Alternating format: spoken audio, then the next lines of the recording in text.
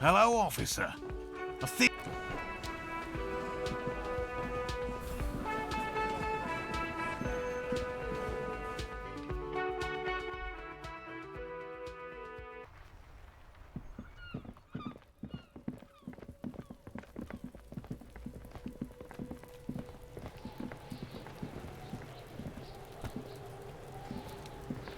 Cunno's like Cunno's dad. Cunno doesn't give a fuck about anything.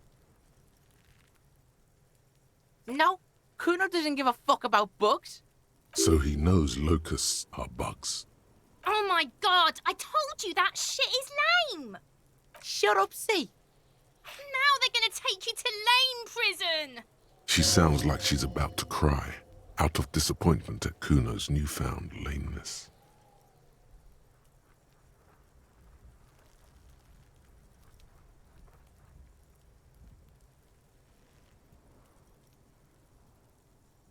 Deny everything, Cunno. You need to lawyer up. Cunno's not gonna say anything without his lawyer present.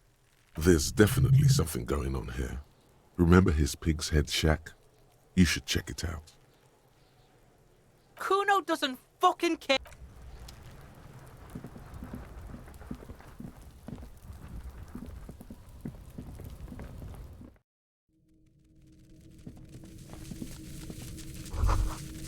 All around you, the hisses and chirps of locusts fill the musky air.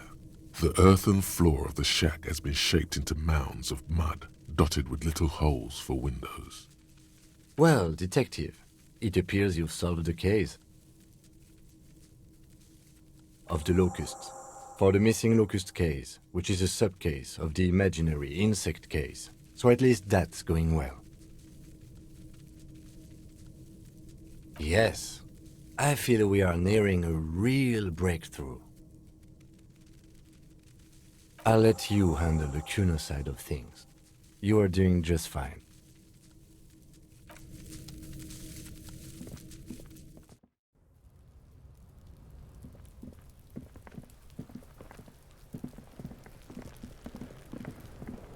Cunno's like Cunno's dad?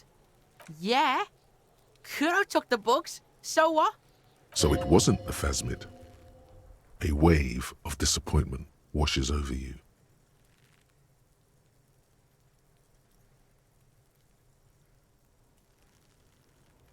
It's not Bugtown. It's the city of locusts. Locusts aren't just bug shit. They come out of the sky like a fucking shadow. Shit descends. Stop! You stop. It's like they're fucking night. Locust City, Night City, City of Rage. The girl forces herself to watch again, the corners of her eyes twitching from discomfort. Cunno, the pig wants to help you. Oh, that's how lame it is. Please just don't say you're... An artist? Maybe I am an artist. You hear that, everyone? I'm a fucking artist now. Did he just say I? Cunno usually calls Cunno, Cunno. Cunno made Cunno. Cunno says whatever the fuck he wants. There are no rules here, pig. I fucking say I when I wanna, and Cunno when I wanna. Cunno's free. Cunno's free to fucking die, bitch. This is what he sometimes does when things get tense. Oh my god, Cunno! He's gonna make you totally lame in, like, 3 seconds! Yo, fuck you, see? Cunno can be what Cunno wants to be. Cunno's his own man. Cunno's free. Cunno made himself into Cunno. Cunno can make himself into anything. Cunno can make himself into a pig if he wants. Cunno can make himself into a... Cunno doesn't give a shit. Don't make yourself into a pig, Cunno! You'll have to take me away!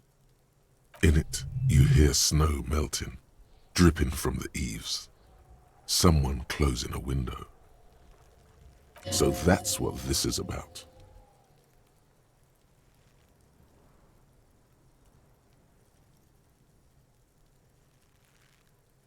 Without a word, she disappears entirely behind the fence.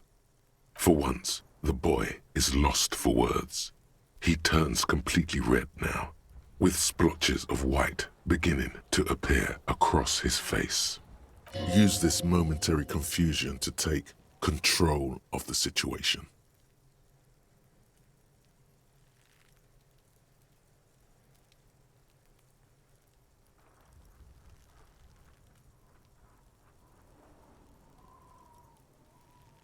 I don't give a shit. I don't need the locusts anyway. Shit is all lame now. C was right.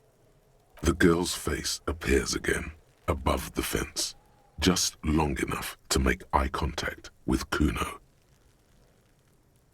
It don't mean anything. It's shit. Cunno just likes to focus. Cunno likes to concentrate on shit. Build shit when he's zipping hard. Fuck. Pig, you really shouldn't have fucked with Cunno City. Now it's all fucking lame. Cunno's gonna let the fucking locusts die. The fuck are they trying to catch anyway? With the traps? He recognizes the name. Bitches think Cunno doesn't know shit. The fuck out of here. Cunno's tired of this shit. There's silence between the two children. They're not saying anything to each other, nor looking in each other's direction.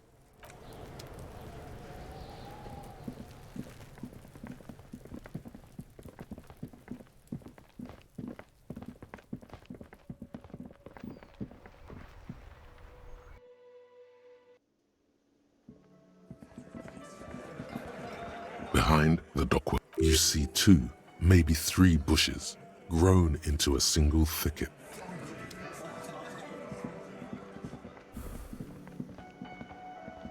Hello, officer. I think I almost have it. A new trap design, that is. So it was just a child. Thank you for telling us, sweetie. This is good news, right? It means we can try again. She acts chipper, but something's changed in her tone. A hidden worry. Something is secretly gnawing at her confidence. It's not this Cunno kid or the missing locusts. It's something else. Yeah, you're right. We just need to restock the empty trap. Then we'll need to inspect the traps one more time. And then maybe we can. He has a 38-degree fever. His resilience has given way. Darling, I told you to take it easy. You're getting sick. Maybe it's time to go home. You're right, you're right. We can come back next season, when it's warmer.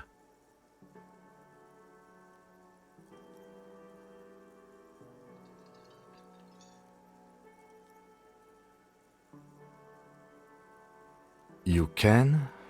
Fine. It's better than having these people get pneumonia on the coast. But after this... He wants to see this tale through, as much as you. Otherwise, he'd have stopped this already. But he cannot let it drag out after this. Really? It's too much, officer. What Morell means is we're grateful for your help. Here's a fresh fractured locust. They should slide right down the funnel. And thank you again. We will definitely mention you, should this lead to a discovery. I'm not talking co-discovery, of course, but... This would show them all. We need to get you on that list of discoverers. No question about that.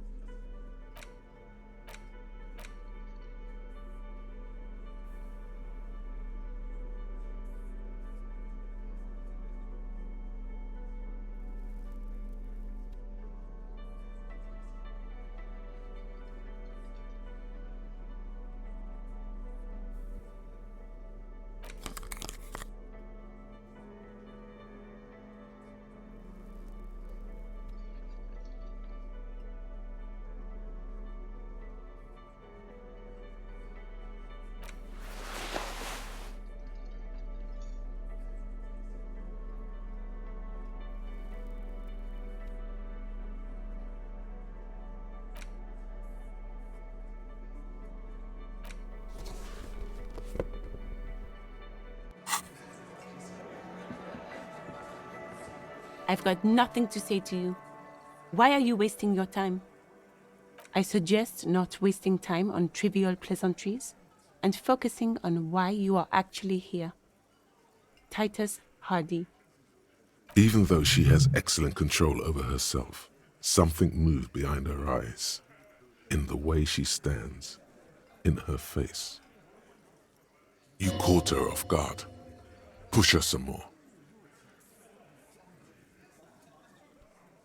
You are not here to chat up the legal counsel. You are here to question these men.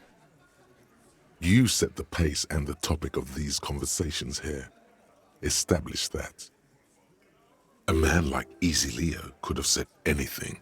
Do not be restrained, sire.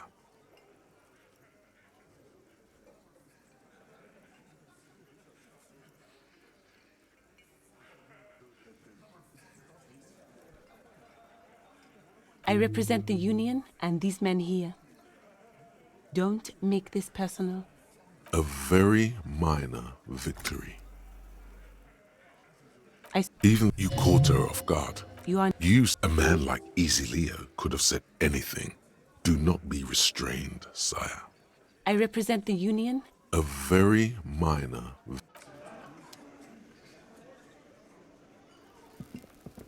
Hi again, gendarme. Bye-bye, gendarme.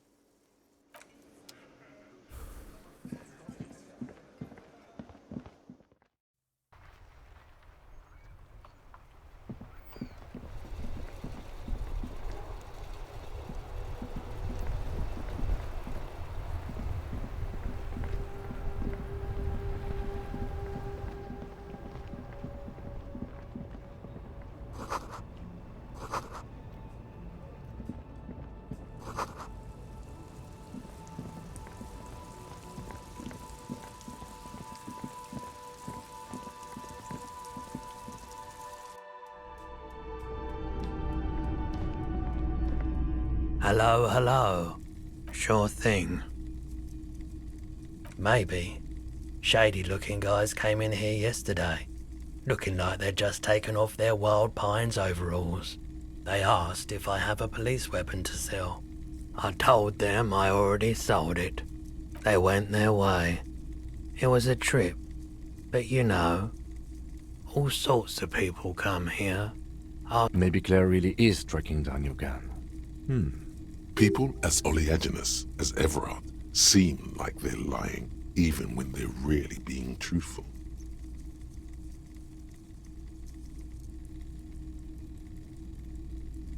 My apologies. A needle in a haystack.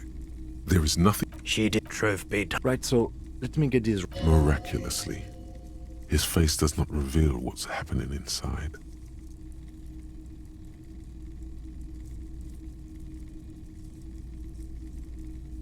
You're right that she could cast aspersions on the Force. We have to find her. She true. Right, so... Miraculously. Yeah. This mess. He means... Sure, man.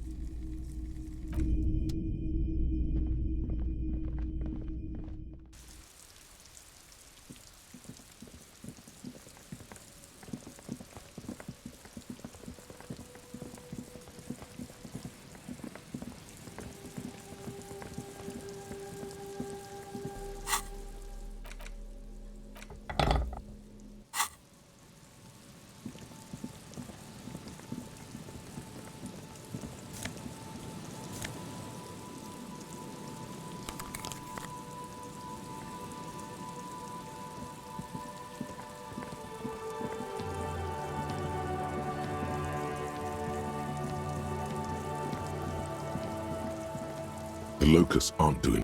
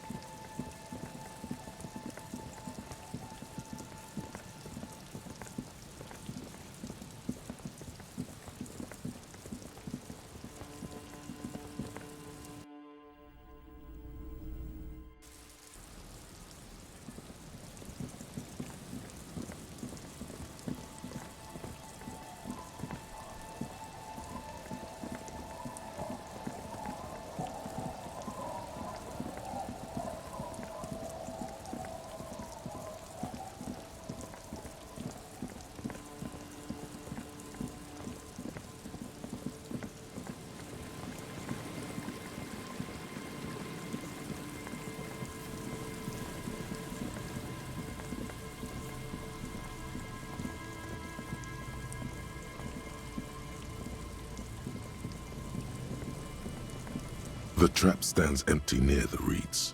The locusts, dazed from being transported, slowly begin to acclimate to their new surroundings. They're not really going to get the chance to get comfortable here. Good, now that's done. When do you think we will return to our impending apocalypse of a murder investigation? Don't answer that. It was a rhetorical question. He doesn't want to, but if there is one more cryptozoological runaround, he must force the investigation back on track. This better be it.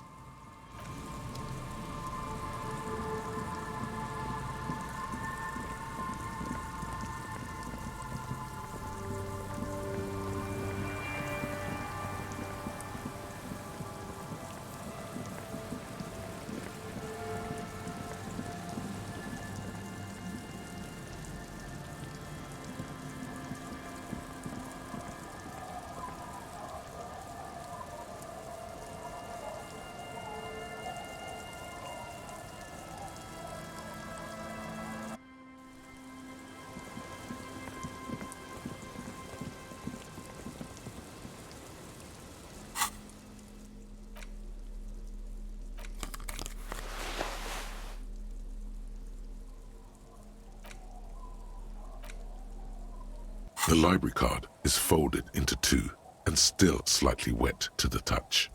The front side reads, Central Jamrock Public Library Card, issued to Billy Mejean, expires July 53. Billy is a unisex name. Could be the deceased or his family member.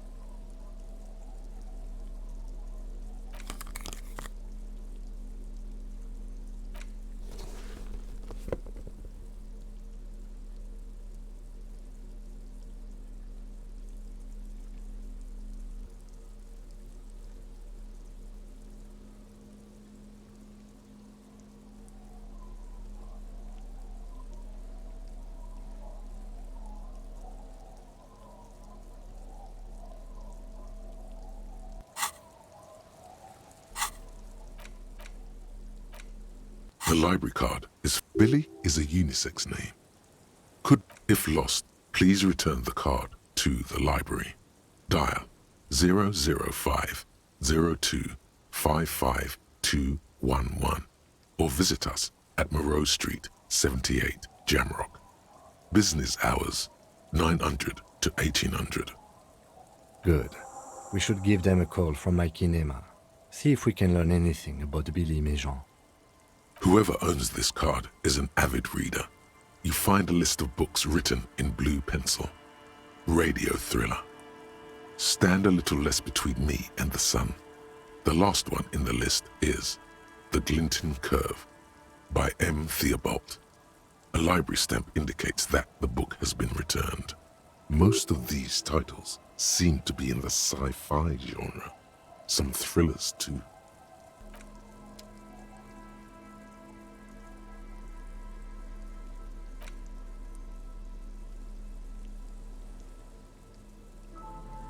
You hold in your hand the colorful primer.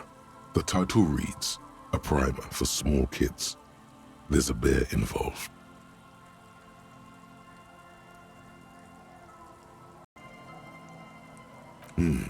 This book will show you the score, get you oriented with those basic concepts you appear to be hazy on.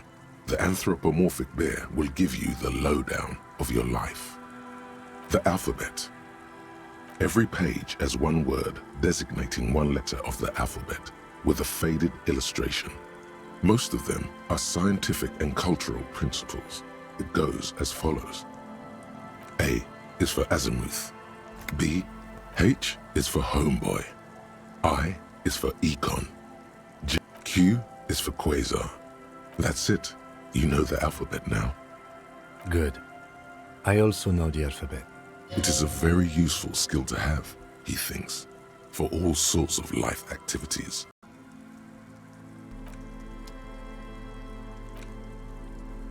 There's no way to listen to the tape without a working tape player or portal reel at hand.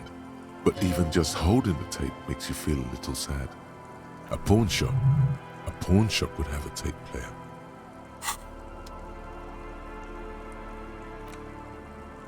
A police badge.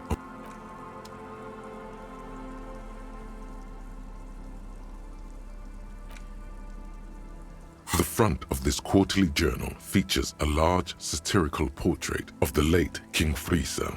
From the sides of his head, a pair of white antlers spread to the corners of the cover.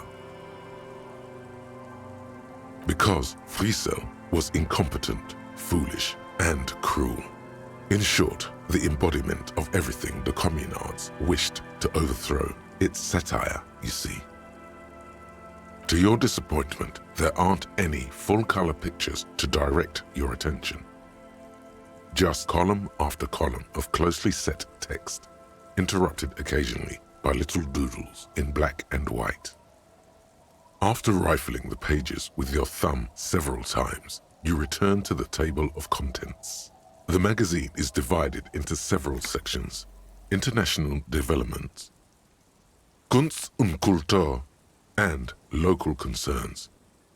Comrade, as you know, this journal takes its name from Mazov's immortal expression. But, like the structures of capitalist ideology, we too are at risk of going à la fumée, unlike many publications which are only 4 issues in, and it sounds like they've already alienated their So please, if you value our radical Mazovian perspective on contemporary politics, culture, and international affairs, please consider subscribing today. Yours in struggle, the editors. What do you expect? It was laying around the office of the Debarders Union. They're probably bankrolling the thing. You flip back to the front of the magazine, the table of contents. This section includes a long, tedious critique of the latest. You also skip over an article about heavy fuel oil smuggling along the Messina border. Face it, you really aren't interested in foreign affairs. You flip back to the front of the magazine, the table of It takes a moment, but gradually it dawns on you that Kunst und Kultur, why they decided to title this one section in Volda. It evokes a sense of recognition and fellowship among those privileged enough. As you leaf through this section, you come across several reviews of recent radio plays. As well, the main feature, though, is a long essay titled Tip Top Tournée, a critical Mazovian perspective. The Tip Top Tournée is an inter-isolari racing series, mostly known for its high speeds, ludicrous sponsorship deals, and high death toll. This so-called artist spotlight is really just a brief Q&A, made all the briefer by the subject's evident hostility to her. You think you're settling in for a relaxing recap of the most recent season, maybe sprinkled. Instead, you find yourself skimming a 10,000-word feature about all the politically. Where to even start? For one, there's the crass commercialism of its sponsor. So, all of it, basically. Oddly enough, this article has 2 bylines. Nasdaq and Colada. Under capitalism, the article says, every pursuit has its price. Every pleasure, even one as element. Thus, the so-called tournée becomes a competition between increasingly meaningless brand signifiers. Your discount, and that precisely is what's problematic about it. Were it not for the promise of random, spectacular violence, at the end of the day, it's the destruction of these 750,000 real races that you're really watching for. Sure, you think that, but subconsciously, it's the visions of brand names being engulfed in flames that you crave. That's because you haven't been reading critically. But don't worry. The whole point of these sorts of articles is to let someone else read critically for you. Ah, come on. Can this article read your mind?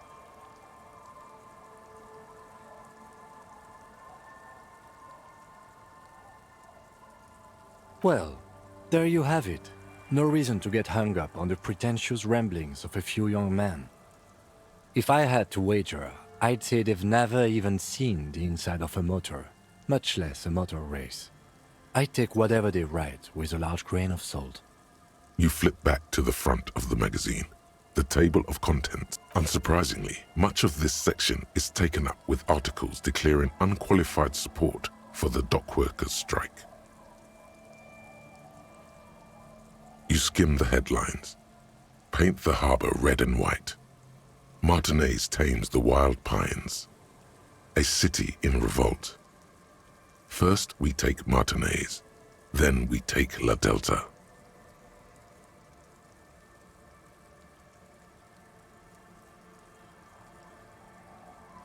Finally, there's a brief article by the writer, G. Martin, accusing the owner of the Capeside apartments of illegally attempting to evict certain communist tenants simply for not having paid their rent.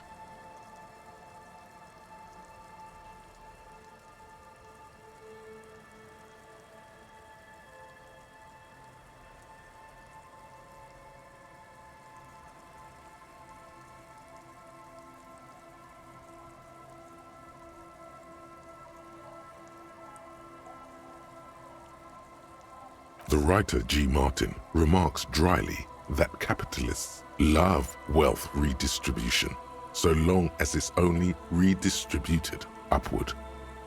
Good thing your rent-paying days are behind you. You flip back to the front of the magazine. The table of contents unfolds before you.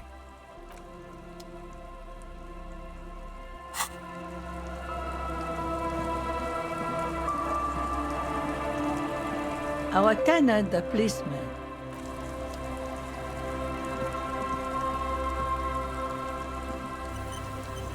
It's getting late, and it's raining. Time to call it a day. Good night, officer. We'll meet in front of the shack in the morning.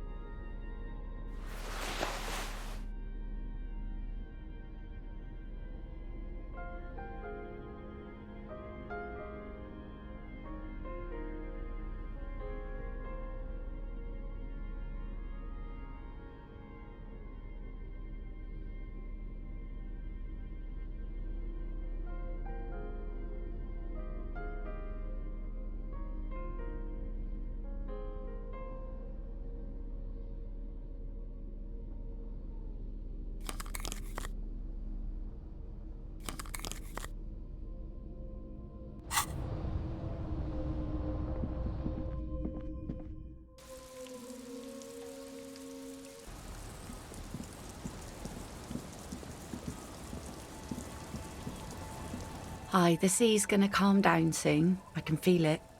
The wind is... Oh? Well, how can I assist you then, officer?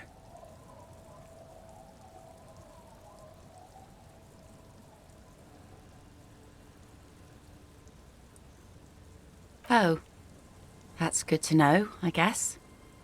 Why is it in the sea? This calls for a funeral, if you ask me.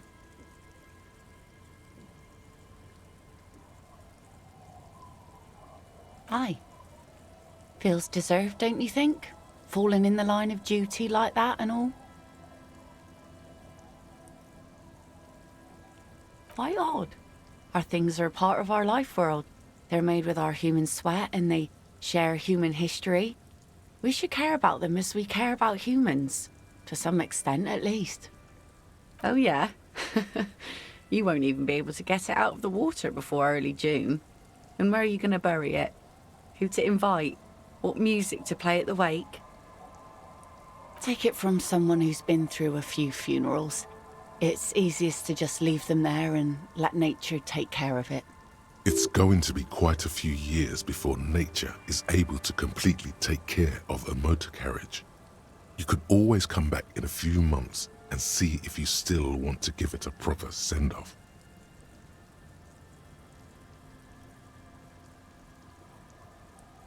I understand, believe me. I really do. I think about all the frivolous side activities I could be doing every time I go out there with my nets. But daydreaming is a rich man's game. At sea, you can't afford to be careless and dream. Anyway, what are we talking about here again?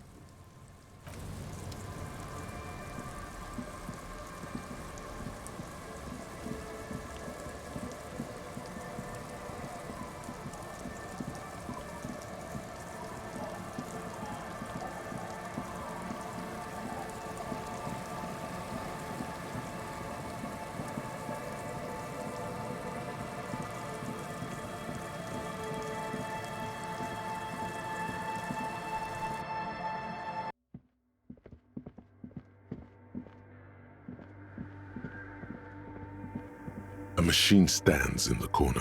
What?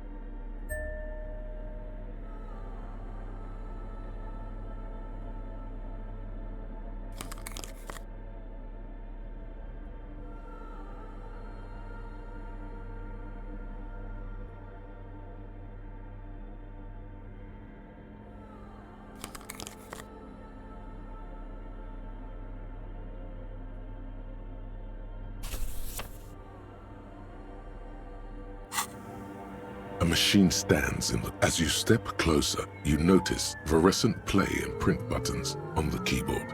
A hatch connects behind the hatch. Sits a cube-like crisscross of filaments, smoldering in the dark like fireflies. Silver tape on the side says, in black marker, log, February to March. Another filament memory. Press play to talk with the repeater. The speaker comes to life. Static seeps through the machine's planar magnetic driver. An old lady greets you. Her voice sounds 100 years old. Good evening. Votre accident on Saint-Brun. This is the East Insulindian Repeater Station 1. Please repeat. Is this the personal log? It's the same old woman you spoke with through the radio computer in the doomed commercial area.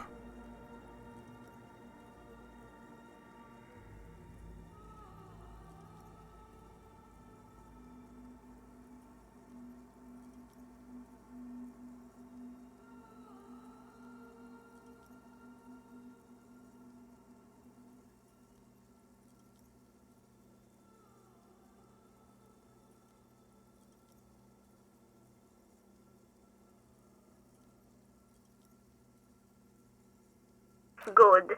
Please repeat the password. Received. I will. Votre accident. Is there anything else I can do for you today? Good. Thank you. Please repeat.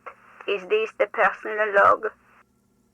I have 2 machines registered to this company name in Martinez.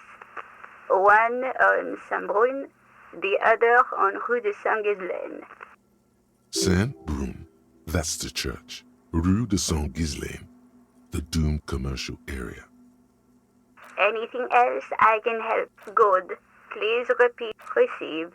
Votre accident is sleep well, votre accident.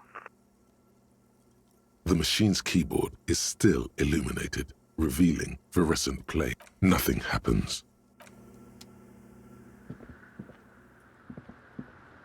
The mother of humanism stands above you, a precious and complex wax.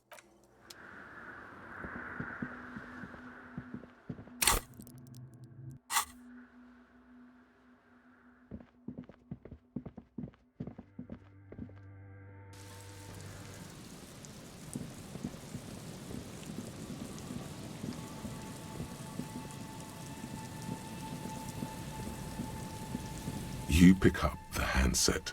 There's a tone. The machine is operable.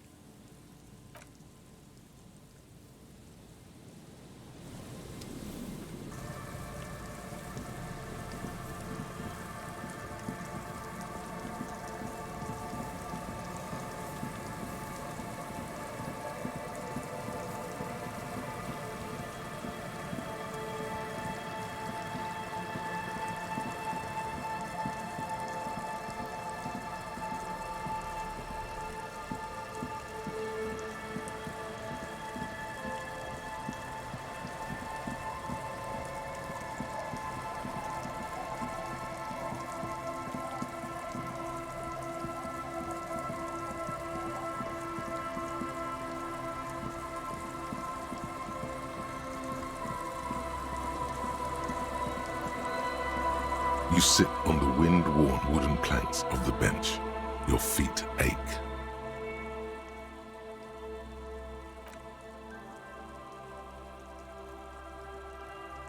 You finally stop picking your nose.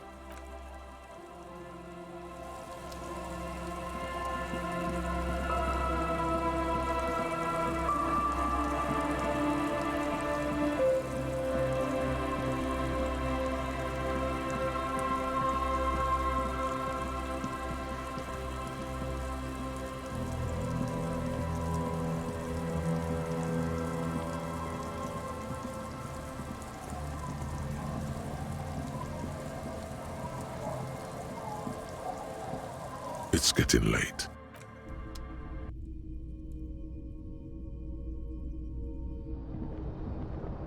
The bed is comforting, if a bit run down. Still, you've earned a rest. Across the room, the heating system hums its soft lullaby. The mattress feels soft and sheets warm. It only Thoughts, baby. A million little lights in the dark. You're one fine instrument, brother. All those faces and all those names. All that laughter and screaming and scheming around. Every corner and every street. Recorded in you. Forever on ferrotape. No, you're spinning tapes at the discotheque. The great unceasing disco of the mind. The flash, the bang, the endless learning experience. On and on it goes, for untold hours. At the disco where you first asked her to dance. Right. Behold, There are millions of them down there. The first time. The last time. The smoke in her mouth. The plotted flowers. The faces turning, changing. It's the world, Harry boy, and you're made of it. Every day you're out there, you make more of yourself from it. I'm afraid you can't be unmade now. You can never forget this shit.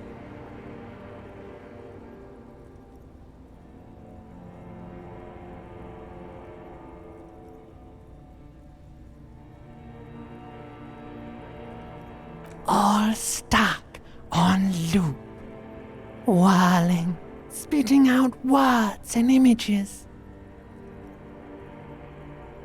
You're the son of the world again, Harrister, a ceaseless agent, picking up litter and old newspapers, collecting your little bubblegum wrappers and idiotic picture postcards. Meaningless keepsakes. Reading your awful letters and recalling things, aren't you? The endless names of the world. An address book you are. The map of a city. You'll go insane if you keep going like this. One more day, and you'll be in the loony bin. I just know you will. And for what, brother man? For the working class. Solving your little crossword puzzles. Doing your tasks. Crossing names off lists. Trying to become some sort of world detector. It won't make it okay. It won't put smoke back in her mouth. There he goes again. He's a real political animal, our Harry. He still doesn't see that it's the world changing around him. He's got no idea what he's in for. 'Cause only love can break your heart. Beep, beep, beep! The alarm is ringing, Harry! The disco circus goes on and on! You barely slept 3 hours last night! You can do it. It's nothing. Do it for the city. Go. Do it for the picture puzzle. Put it all together. Solve the world. One conversation at a time.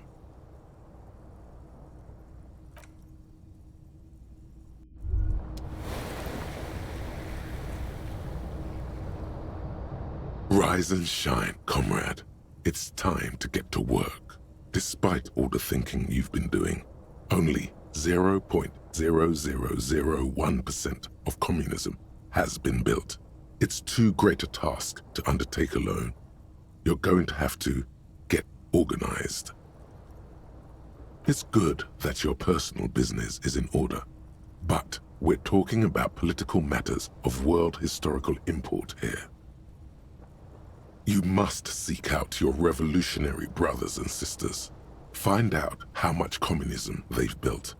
Then, together, maybe you'll be able to build as much as 0.0002% of, but it won't be easy.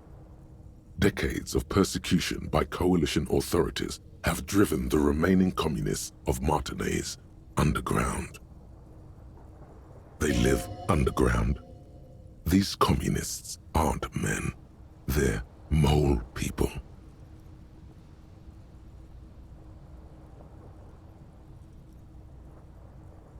Possibly. If you have been, it's only because you're a double agent acting in furtherance of your long-term objectives. Listen to this. Do you really think you're the kind of person an underground communist cell would entrust with a mission that requires such discretion? Regardless, what's past is past. You need to look forward to the work of building communism for all. Let your nose guide you, detective. No, we meant your nose, as in that swollen muck detector in the center of your face. It just happens to be perfectly calibrated for sensing communists. We really have no idea what they're talking about. There's no linkage between ideology and olfaction. Failure. It's a smell you know all too well, simultaneously repulsive and yet darkly appealing. Musty with a sharp tang, but also a remnant of lost sweetness, like a rotting mango that's been swaddled in a coat from your grandfather's attic. What you're smelling is your own body odor, of course. Nothing a shower and change of clothes couldn't fix. People sometimes complain there are no real communists left in Martinaise, but you can smell their presence. They're out there, waiting for you to join them. First, you'll have to locate the remaining communists in Martinaise. When you get near to someone with revolutionary potential, your nose will give you the signal to establish contact. Again, no, it won't. Any olfactory response you perceive will be strictly psychosomatic. Judging from the bust of Krasmazov and other revolutionary paraphernalia you discovered, it seems that the Cape Side apartments may be a hotbed of communist activity. You'll discuss the monumental world historical task that lies before you. You'll engage in rigorous and spirited debates about Mazovian theory and practice, but mostly you'll probably complain about other communists. Not at all. Complaining about other communists is one of the most important parts of being a communist. Here we go. Wake, brave worker, 'tis no time for bed. Fight till there's no slaves below, and no masters o'erhead.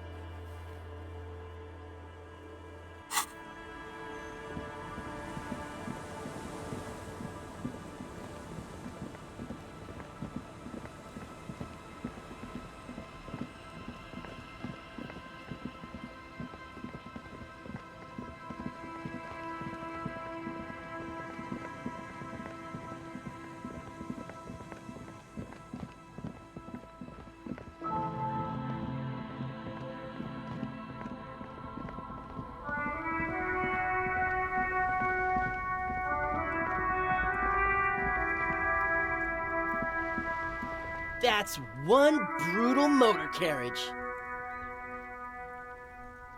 If I were a real skull now, I'd jack it, paint it in palm tree livery, then bottom light it, neon style. A snazzy shit-ripped skullmobile like this would make a fine trophy. We could, like, hang fucking shrunken heads from the side mirrors.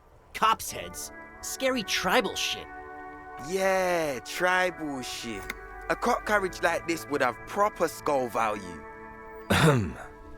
While I appreciate the interest you take in my brutal motor carriage, I have to stop you right there. The RCM takes threats directed at its property seriously. It's just theoretical work, Copper. No basis in reality. Man, if we were certified skulls right now...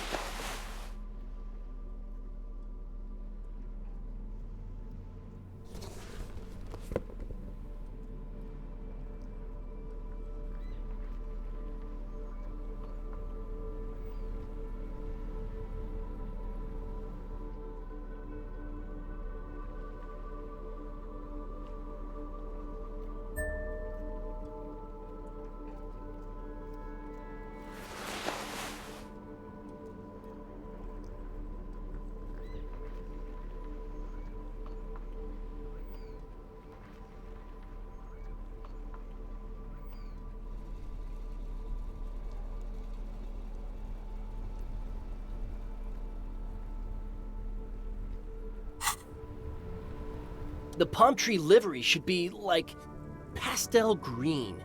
Fuck, I can see it. Bright as day. Oh, if we were skulls right now. I can tell you who we're not. Cop. We're not snitches. Or skulls. Which is not to say that the skulls are bitches and on the contrary. The part of this presentation you want to take home with you, cop man. Okay then, let's indulge in some intellectual exchange. These young men seem eager to share their beliefs.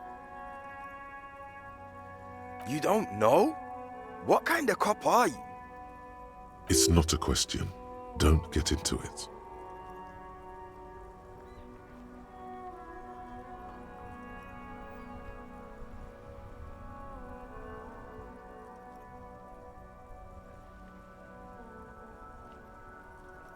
The Skulls are the most vicious gang of the Besmertnay. The nastiest bunch of psychos ever. Jacking carriages and getting into high-speed chases. Possessing an infinite amount of fuck-all swagger, infamous for their non-verbal modus operandi. If a skull spots you, he will pull out his dagger and stab you without saying a word. The lieutenant's voice is as calm as usual, a testament to the violence and death he's witnessed through the sight of his firearm. They usually occupy the burnt-out quarter in Jamrock, or you can find them loitering around their brightly painted bottom-lighted vehicles. I can't wait to become a skull. Bottom lights are wretched aggressive. You don't know? What is the question was possessing an infinite amount. If the loot they I can't wait to become a murderer.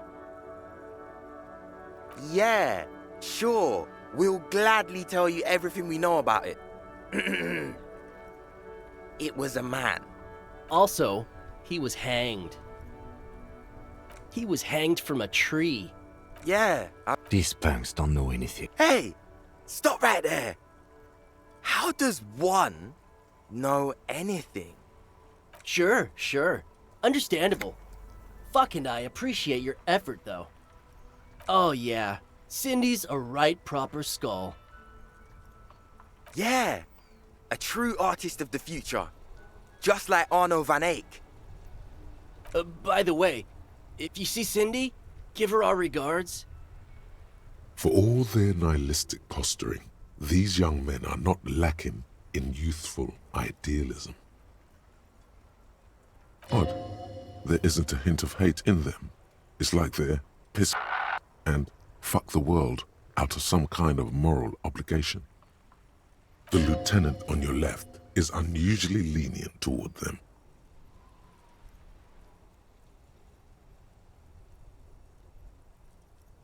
Oh man, yeah. We're not fucking kids, man.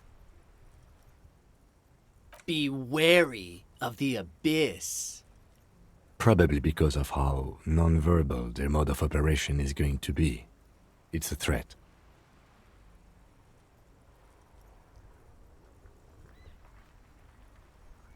But I don't. In fact, I dislike them so much I'm willing to drag you boys back to the station just to calm myself down. Hey, there's no need for that. We're just talking here. Yeah. Didn't you cops, like, have some questions about skulls or some shit? The Union does their share of policing in Martinez, at least where gangs are concerned. That's why there isn't much organized crime around here. Apart from the unions themselves, of course. Don't you worry about that. We're gonna make up for the deficit. Yeah, we are. We're not franchise skulls. Well, not yet. Once we get our name out there, we'll have a chance to join them. Because we can be just as psycho and vicious. You'll see. But in a non-threatening and definitely legal way. We'll fuck the system from the inside later. Just be cool now. The damage will be tenfold. Right on, fuck. So what's happening now? What about them? Well, first off, it's a statement and not necessarily something that characterizes me as a person, even though the statement has character. And I do like piss. The word piss epitomizes the struggle taking place in the world. Things being defined as they seem, not as they are. And, I guess, it's also about communal spirit, the future, and truly appreciating our differences. Also, you've got to admit, it catches the eye. And since the Grand Piper is slowly but steadily moving towards basing the economy on it, attention, it is imperative that the medium itself convey the message. What I mean by this is, we are all piss and that the world is inherently meaningless. Like I said before, many men keep searching for the one, for so-called true love, which is actually just obsession masquerading as kinship. The thrill of the chase, the hollowness that fills your chest cavity after catching it.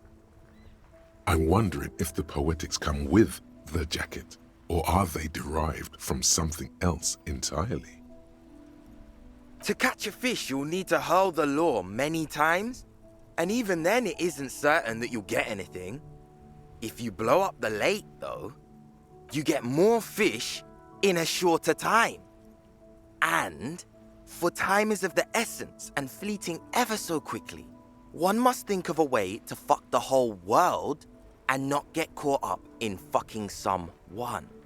Because when one fucks everything, he fucks nothing. And that, to me, feels glorious. Hate to admit it, but in a weird way, he's got a point. Is it a coincidence that here we have 2 badass jackets and 2 badass cops? Yes?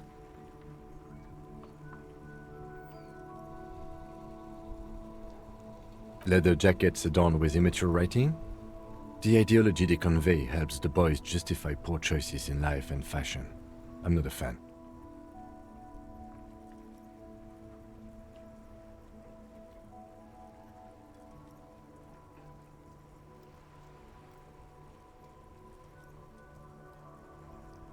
What are you implying? I'm not sure I understand you, detective. Neither. Fine, if only to end this discussion. Theoretically, if I were a juvenile delinquent, if I were to already be down that path, I think peace is the stronger of the 2 statements. Seems about right, especially considering your heroic exit attempts. So are we done here? Or you don't need us around for your secret whisper party, do you?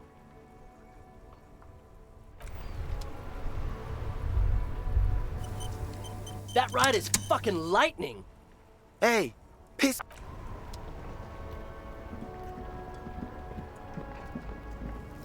Still here. Stuck in this damn jam, my man. What?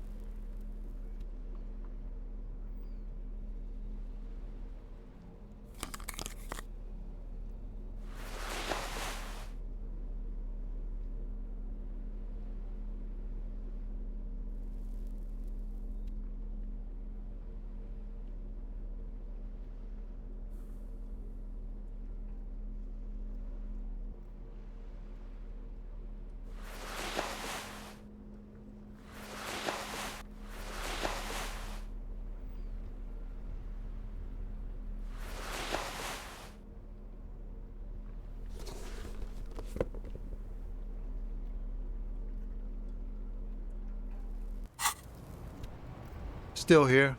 Stuck in this damn jam, my man. What's up? In his eyes, an unfamiliar longing, flecks of brown and gold. It's hard to say. His gaze wanders southwest, down the street that goes beyond the horizon. Excuse me? A flinch jolts his frame. The question has touched a nerve. Man, I don't know what to say. Not much anyone can do. There's no helping in absence, you know? I miss my family. They're all I have. My wife, second kid on the way, waiting all the way in Diora. And here, Diora of the Seven Seas. It's on the other end of Le Caillou, pretty much, on another island called Laurentide, off mainland. We've got a little place there. Can almost hear my kid laugh when it snows. What's it like? Good. And bad. An ache that brings you joy. I think of them a lot. I dream up these silly scenarios in great detail of living with them. It comforts me. What about you, Cop Man? You missing someone? Is that what it is? This feeling? No, it's scarier than that. You're pursued by a hunter, smelling of apricots and sorrow, and the past.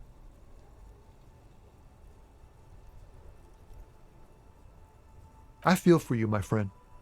It's bad enough to know who you miss. Missing like that doesn't feel like it has much of an upside. But, thanks for this. It's nice to talk to someone, and I know it wasn't easy to ask. I hope you find your way through your own troubles.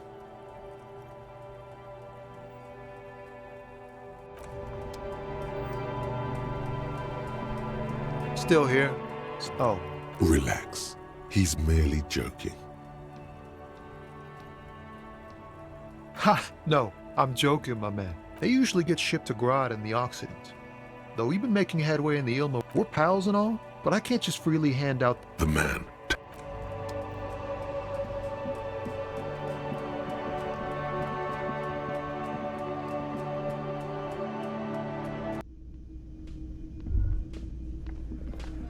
Wait, no. Something about this bunch doesn't smell right. They are, but they don't seem too keen to talk with you. No, they don't. Glenn seems to be contemplating grievous bodily harm while he massages his raw knuckles. In the far back, Eugene is doing his best to ignore you. And from his perch at the end of the table, Titus Hardy himself stares at you with a cold contempt that makes you want to leave the cafeteria straight away. Besides, you're pretty sure they consider themselves social democrats.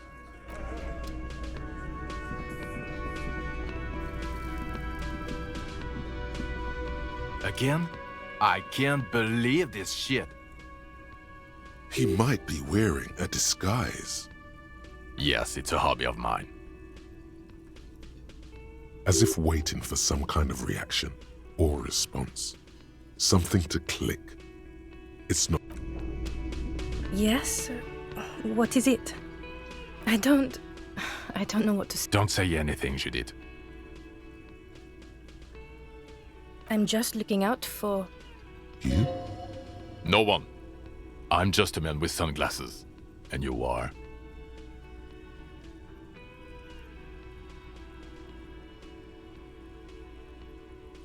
I just want to do my job, that's all. Something about the man with sunglasses and you, the energy between you two is making her uncomfortable.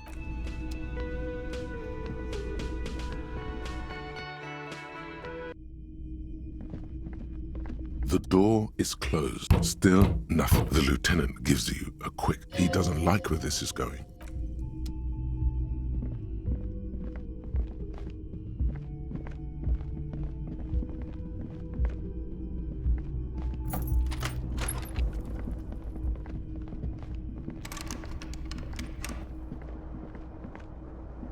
The window step. windows, the morning.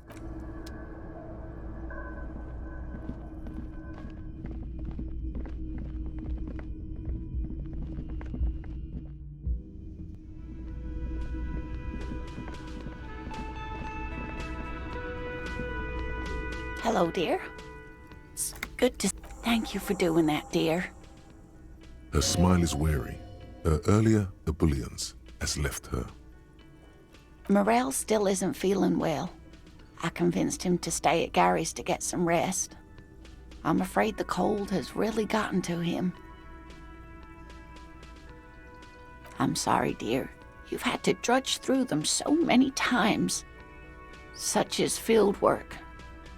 A young person's game, as they say. Her voice is shaky. What is going on here? Morell will eventually, or we'll talk Gary into going back out, perhaps. The lieutenant stares at his shoe, caked in mud. He doesn't say anything.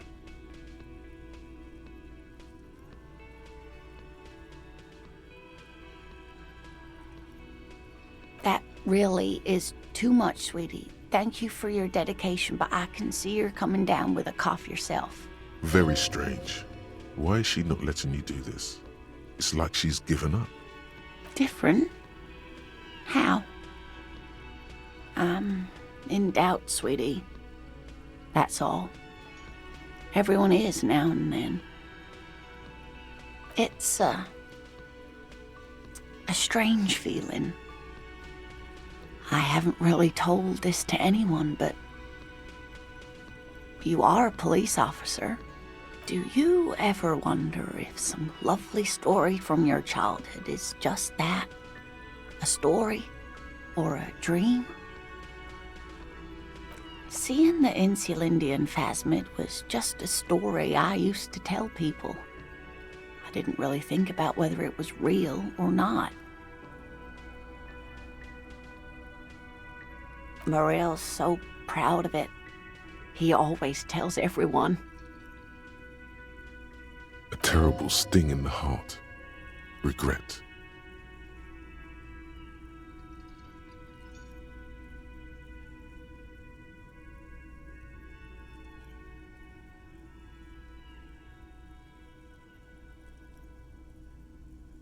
No, sweetie.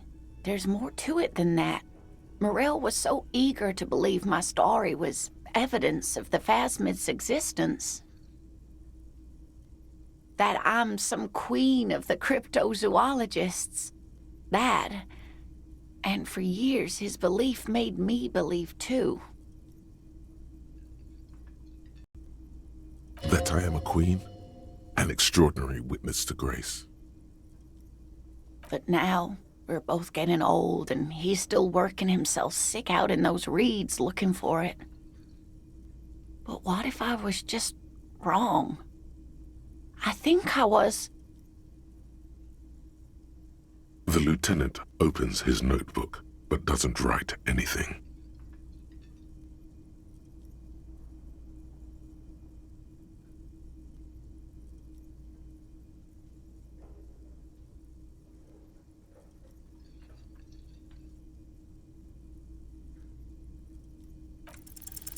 An acorn is not the same as the tree. That requires time, diligence, and care. All qualities these two seem to share in abundance. But it is. We've spent years searching for the phasmid, hunting it together.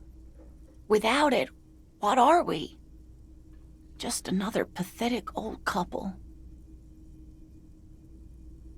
If I hadn't led him down this path, he could have a steady job lecturing at a university. You know, this reminds you of the Pericarnassian theory of love. In essence, love is a relay out of death. Generation by generation, our love remains in our progeny. Lay some of that on her. Oh, sweetie. I don't think the Pericarnassians were thinking of people in my situation. I was a paraplegic before we met. He didn't know before I arrived. on our first date. If I weren't the queen of the cryptozoologists, if I didn't tell him that story... She has to swallow to relax her throat. It's keeping her from talking.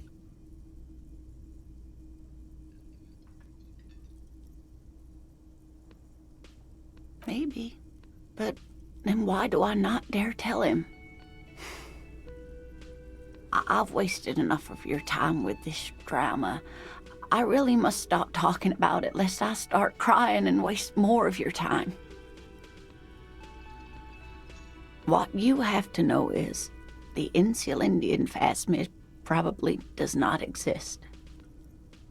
Let us fools chase our ghosts. There are a million better things to do with your life.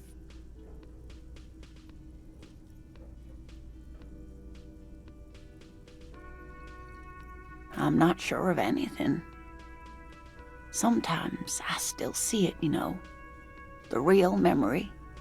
Not the memory of the memory, but it's so hard to tell the two apart. Rising, unfolding from the reeds on a hot summer's day, like a benevolent god. Either way, I should go. Poor Morell is running a fever, and I need to get him home to Jamrock before we... Oh no, thank you, but I can get there on my own. This old thing is gas-powered. And then a taxi home. It's not so bad. Really? Oh, sweetie. Please don't get stuck on a dream. Take it from me and Morell. Okay, it's 1113 Tabernacle Road. Jamrock, but... A sigh. She doesn't think you'll need it.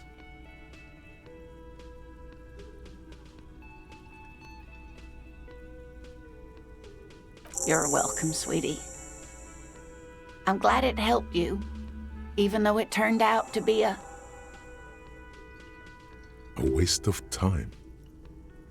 A dream. Like that, she drives off. The gas engine sputters quietly as she gets to the doors, then pushes them open. Outside, it's snowing. We should go too.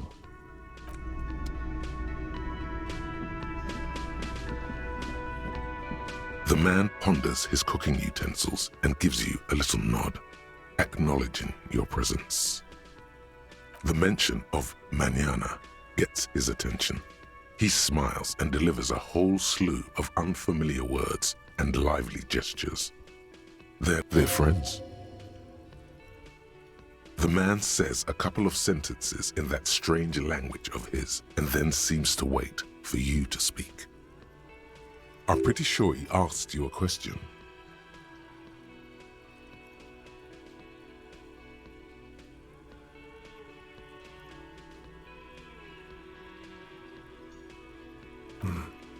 Horse need more vodka?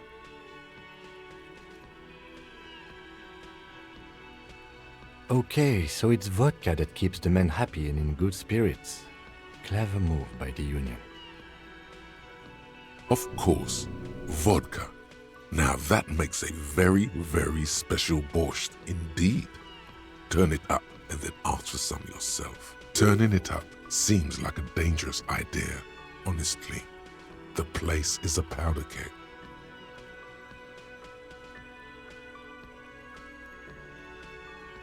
The cook gives you a long, disappointed look, then turns the stove off and seems to wait for you to speak.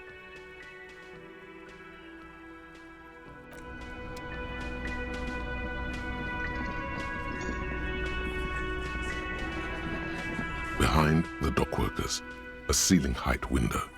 The hawthorn branches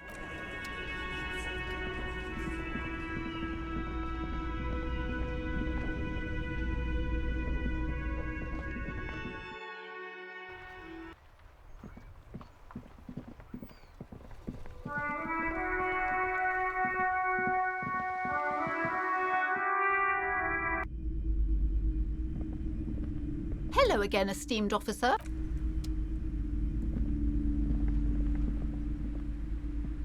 Hi, Ace Detective.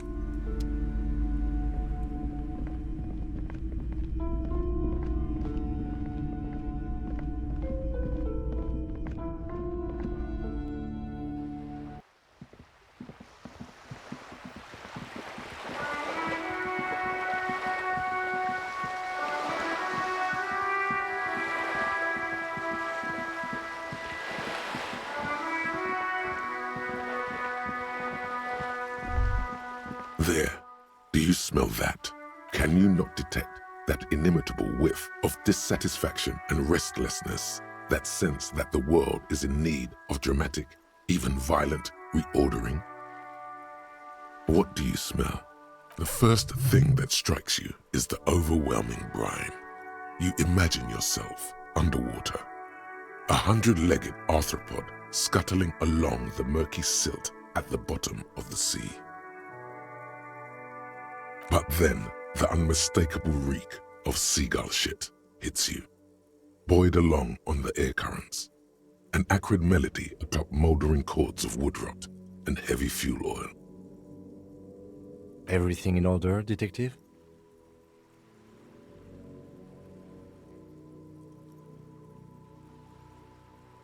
You're developing your...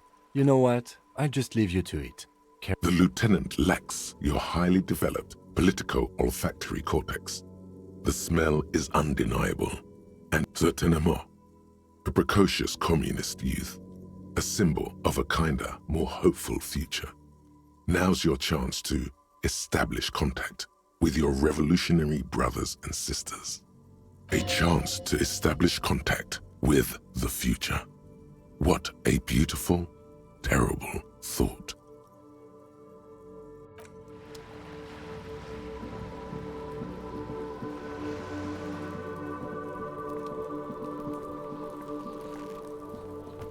Trying to sneak up on me.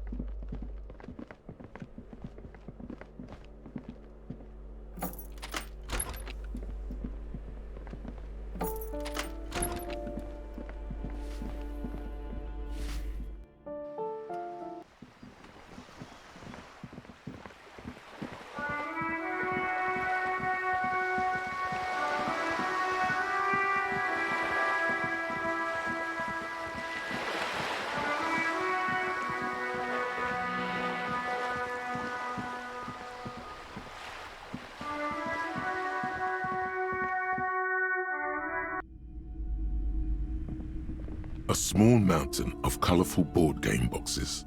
There are numerous... If you say so, but you better stay away from those immoral occult rituals.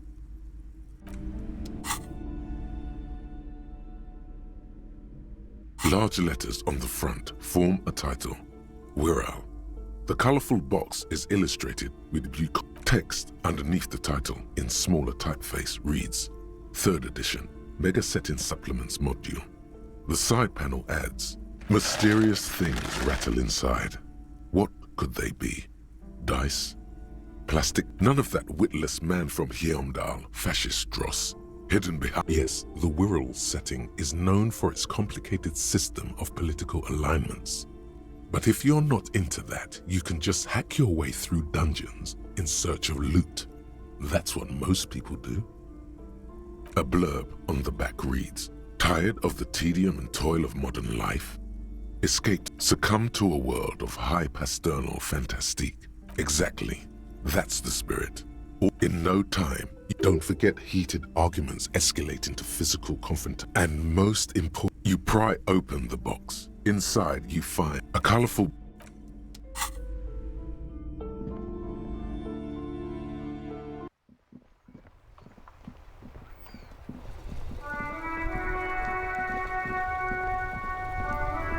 Inside, you see a set of steering levers. This is Precinct 57. How may I assist you? One moment. Can you please describe the body? Age, sex, cause of death? We suspect he might have been inebriated when he fell. There were bottles all around him, and traces of vomit on his shirt. Any signs of violence? Did you perform a field autopsy? It looked like an accident to me, Alice. But that's for the guys in processing to confirm. You can hear her quickly typing in the background. What about his belongings? Did you examine his clothes? Any information on the library card? Good. You have a lead. Do you and Lieutenant Kitsuragi want to take the case, or should I assign it to someone else? I have assigned the case to Lieutenant Kim Kitsuragi. Please follow up on this library lead to identify the man. We'll send someone to take the body to the morgue. That's all for now. Thank you for reporting in. Is there any... I'm afraid they're closed. It says here that the library is open from 10 a.m. to 6 p.m. We should try again during business hours. Anything else? 57? In the cabin.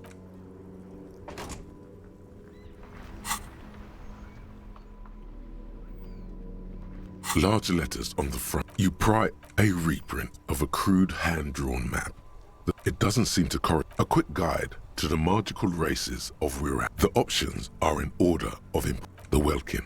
Tall. The Welkin come with a grand race. The Dwell, they're just humans. What else is there to tell?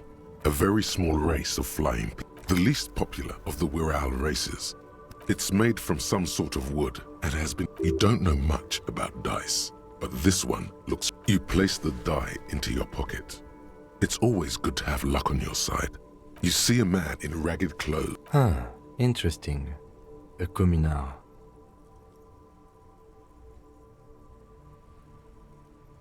A communard.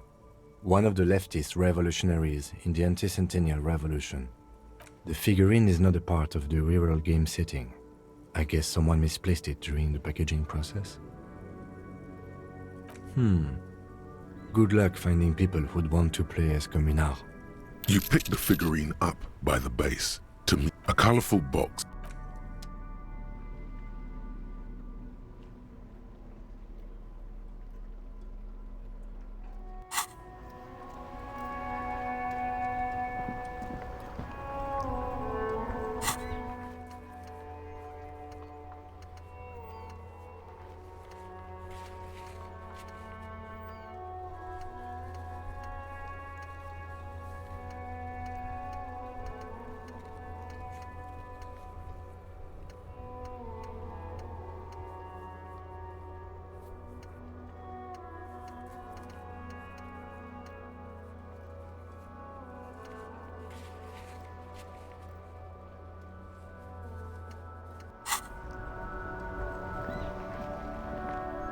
Inside, you see a set of steering levers, a radio microphone, a pull-out toolbox. This is Precinct 57. How may I assist you?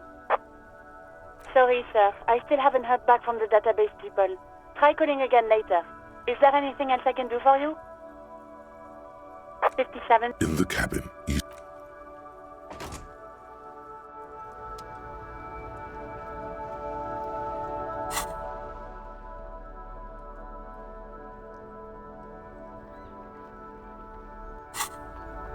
Inside, you see a set of steering levers, a radio microphone. This is Precinct 57. Just a sec. Sylvie Malak. Yes. Hello? Oh, great. What else do you need, detective? Please, no. Not this again. Everyone saw your cool gun, detective. You were trying to impress some people with it. Everyone was eating, and... you were waving it around in everyone's face, begging them to describe it. You said it calms you, and then you... Oh, those again. I have been trying to wean you. You know, when you put your gun, your actual gun, on your temple and... I remember this. You were screaming things like, "My brains are all over the wall, painting them red. I won't be seeing it, 'cause these are my brains. I can't see without my brains."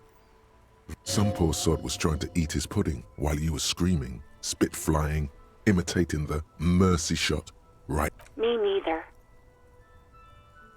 No idea. All I know is next you were waving around money instead, saying things like big bucks. It almost looked like you pawned it.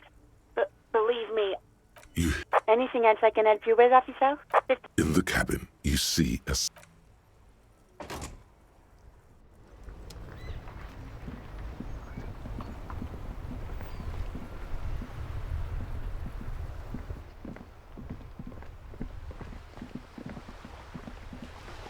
Vigilance officer, what can this old carabinier do for you?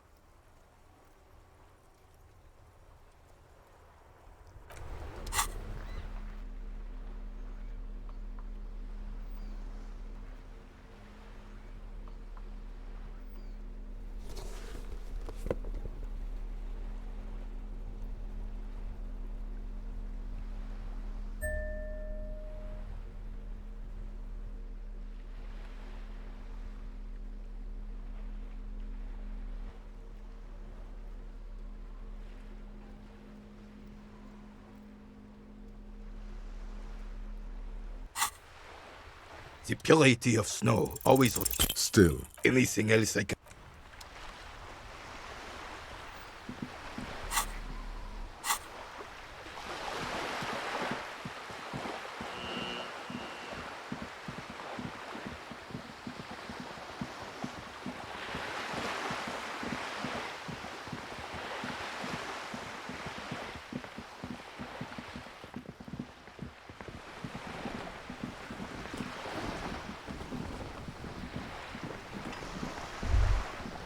You're back.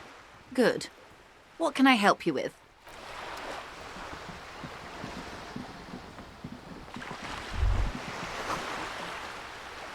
You're back. By love, you did. fast, observantly, like an electronic printer. She is memorizing your badge number. Pleased to meet you, Lieutenant W. Freighter Dubois. I am glad to see a man of high qualification. The situation is precarious. What can I help you with, Lieutenant Freighter? How about you share your information on the lynching, now that you've seen his badge? The goalposts have moved, Lieutenant. In the absence of the badge, I have informed my employer there will be a probe. I cannot rescind that promise. To my knowledge, the drivers are still at the roundabout. I will tell you everything I know when you've finished with them. My plan is to share information. The only way to do that now is by telling my employers you've kept your end, which I hope you will, because let me tell you, we are in dire waters. Meaning, the information she has will raise the stakes in this game. The sooner the probe is finished, the sooner I can share crucial information with you. Now, is there anything I can do for you? The lorries are still stuck at the roundabout. If the police is asking, one of the drivers might admit to it. The two might even be connected. Or not.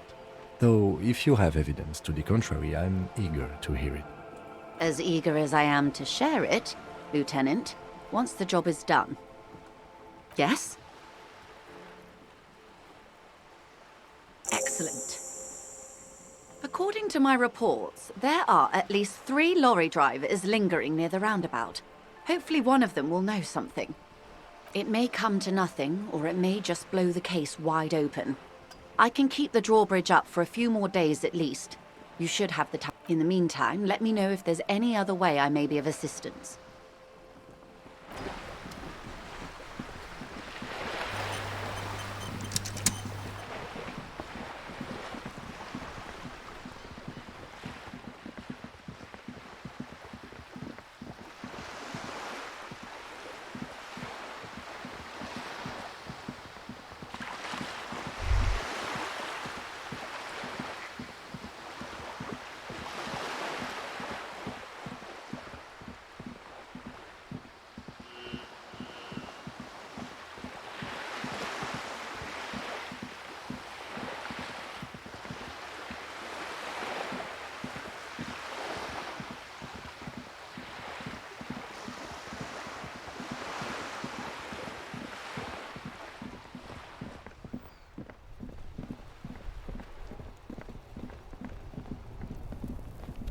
Now it's turning into a kind of a snow limbo, man.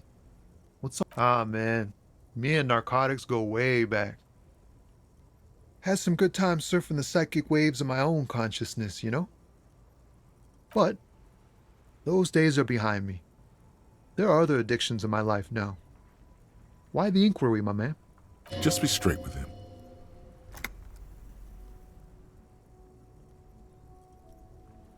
We have a credible lead, sir. Someone on this roundabout is waiting for a bulk shipment from the harbor to load it on their lorry and drive it to Jamrock. Not me, man. No way. I don't need any trouble. Shit's bad enough anyway. This jam's got folks up in arms, and I'm afraid it's headed toward a conflagration. Look, man, I try to stay away from the criminal underbelly of Revachol. I'm a guest here. You really need to find another man to probe with those questions. We wouldn't say he's lying, sire. It's not a lie. It's something else. Impossible to say what at this point, but there's some.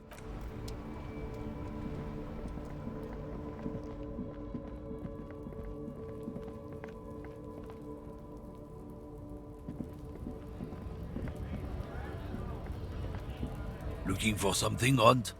Come to tell me to fuck off again? Drugs? They're shit, man. I don't let anything pollute my body.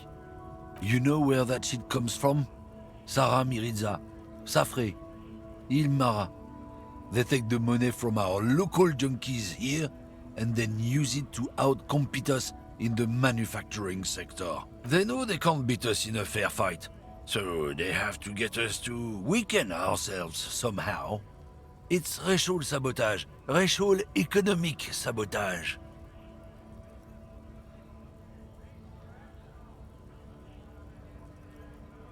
Oh, I don't go for that foreign piss. Proper booze is made in Mundi. Or sometimes, I like a dram of that Yugograd vodka. Koikos and worse much, but they do no booze. He eyes you warily, unsure how to respond. This goes on for about 2 seconds. Then, I don't know shit. And if I did, I wouldn't tell you. What do you think? I can't leave the lorry unguarded. Stuff's been getting looted lately. It's those little kips sneaking around at night. If they touch my stuff, the bosses will be on my ass like ass cancer. there was a bunch of spilled boxes in the back of a big lorry nearby.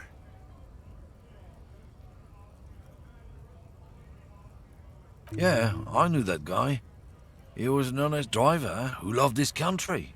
We were having a good debate about genetics at the Wheeling in Rags when some kip boys smashed his lock and took damn near everything. Lost his fucking job over it. Since he left, I haven't had anyone to talk to. If they were getting drunk inside the Whirling in Rags, how could they know who broke into the lorry? What? Aren't we allowed to say that he's a kips who do all the stealing around here? That's not road science, man. Isn't it obvious? Fucking Sealang, that beady-eyed South Samaran.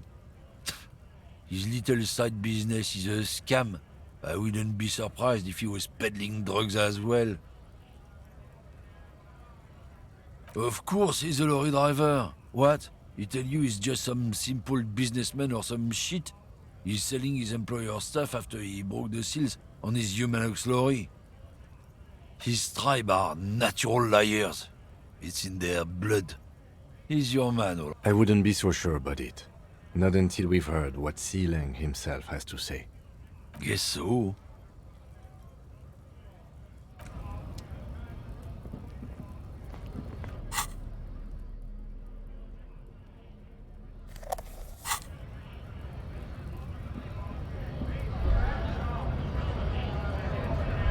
There.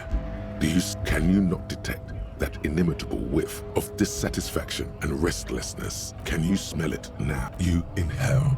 The cilia along your olfactory epithelium tingle with excitement as they sift through the swirling morass of industry. First come the smells of the agitated strikebreakers. Still smelling for communists, detective? No offense, detective, but you're not particularly subtle. The lieutenant's right. It's sort of amazing how unsubtly you're sniffing the air around you. Almost like you're trying to call attention to yourself. What the lieutenant thinks is irrelevant. Your politico-olfactory cortex is lighting up like a holiday display. Look, yes, now's your chance to establish contact.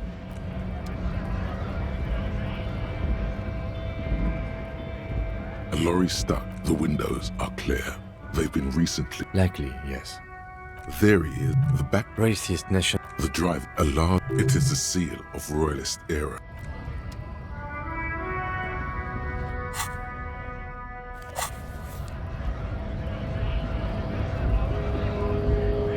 Right to work!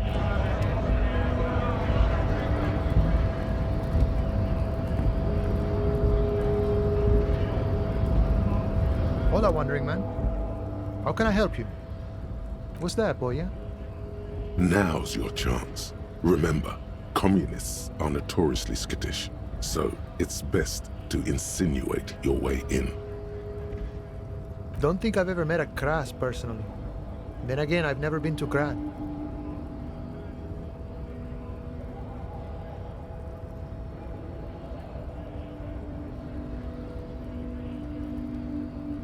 Could be coming from one of the jam lorries? Okay, maybe it's time to abandon the subtle approach.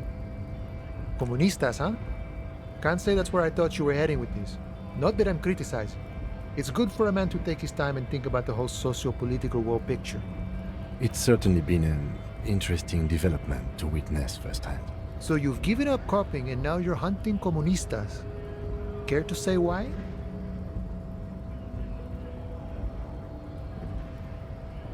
A fellow plains roamer in search of greater understanding. A classic story. I wish I could help. Unfortunately, I don't know many comunistas. Some are, some aren't. It's a big institution, room for all kinds. Comunistas, feminist supremacists, even an anti-institutional boyadero. There is warmth in his voice when he talks about the Union. Whatever his personal politics, this is his home. All right, so if he isn't personally a communist, he's definitely hanging out with them. Ah, but you know, I did meet a genuine ideólogo a few months ago. Perhaps he's your guy. You know, a guy with a theory. Someone who likes to pit his theory against other theories in deadly theory combat. It was late one night as I was leaving the armor. He was waiting on the corner in a bright white jacket. Classic Saramirizian style. He asked me for a light. We shared cigarettes. Then he asked me if I ever thought about getting into some of the extra physical branches of communism. No idea. I took it to mean he was asking me to join some sort of underground cell. A very old school organizing technique. The sort of thing comunistas used to do before the revolution. The same thing I always tell people who try to press some claim on me. I said, every boyadero rides alone. I couldn't tell you. Once I declined his offer, we finished our cigarettes and he disappeared back into the night. Just before he melted into the shadows, he turned to me and said, "Remember Dobrava and Abadanais," and then he was gone. I don't know. Guess not everyone remembers. Been wondering about that myself. Some comunista inside talk could be. Not meant for the wider public. They love that kind of thing. You'd have to ask someone who knows this ideólogo personally. I have to say though, it sounds like you found yourselves a proper hunt. The man whispers a jaunty tune. A coastal breeze ruffles his hair.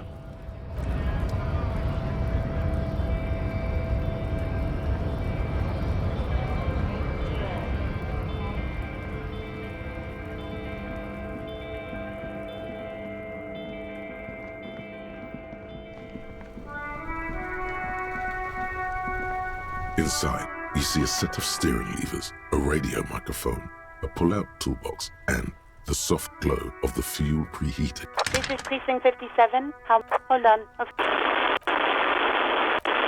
I've got Central Jamrock Public Library on the line, and I've already introduced you to their librarian. Connecting the call in 2.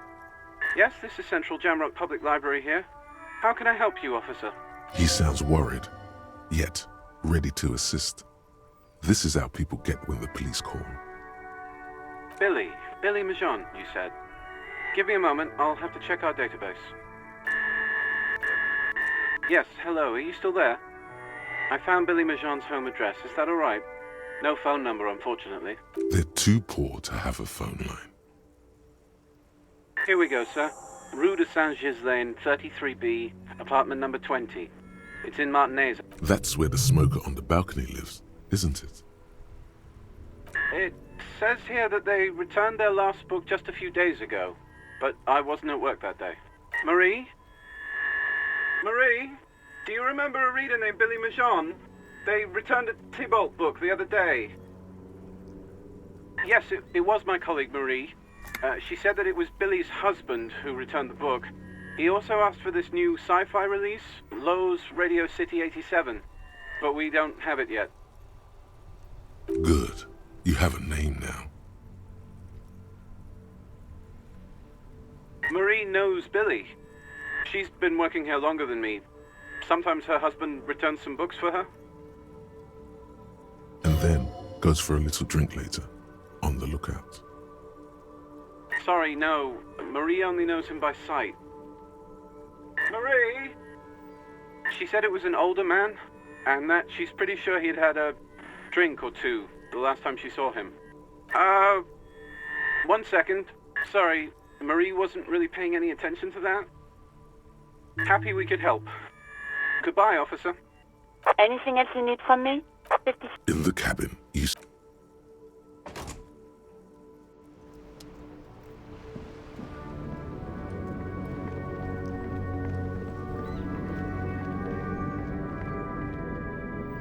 Everything's still cool here, officer.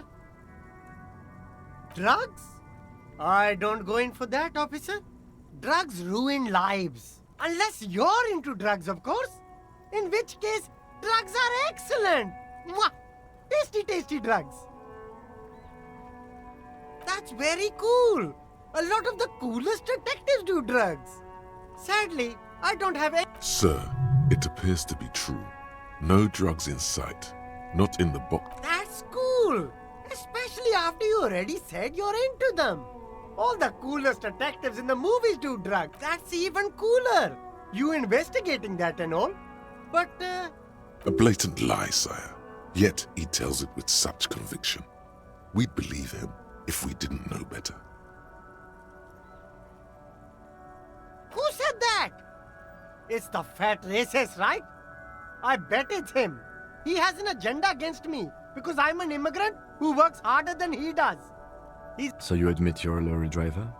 No, I just said I work harder and he's an asshole. Realizing he can't get out of it. Smart man.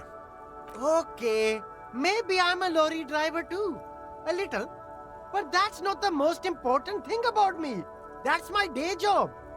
This is my dream. Nothing. I told you. I'm not a dumb guy. I don't... And what crowd is that? Crowd. You know, the drug crowd. No, he wasn't talking about an abstract crowd. It was that crowd.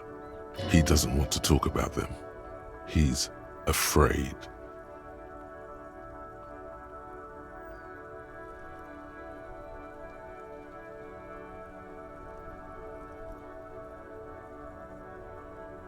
Look, there's bad people doing bad things here. That's all I know. Please don't get me into this mess. I've spent 15 years working my way up. Here we go. There's a tiny bit of truth on the table. Zoom in on it.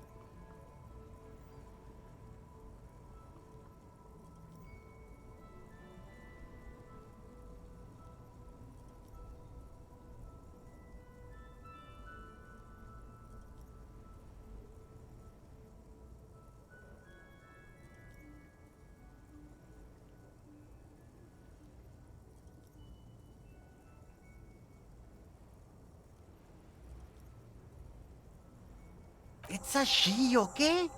The other drivers call her the lady driver. You're better off staying away from her. The way they talk about her, she's no lady. Interesting. Could this driver be connected to the Hardy Boys? All of them. I don't know. I told you all I know. Are we cool now? I really... Who exactly is talking about this lady driver of yours? The racist or the other one with the tattoos? All of them. Even the ones who've left. I don't hang out with them. I don't remember who has tattoos. I don't know. Maybe. If she is, I haven't gone near her. I don't get involved. I told you. It could be. She was strange. He's not ruling her out. I don't know. I'm not local. I don't know anything about that. All right. I scored. Let's cap this off with a purchase. You can walk away from here with funky sunglasses, detectives. Both of you. You deserve it.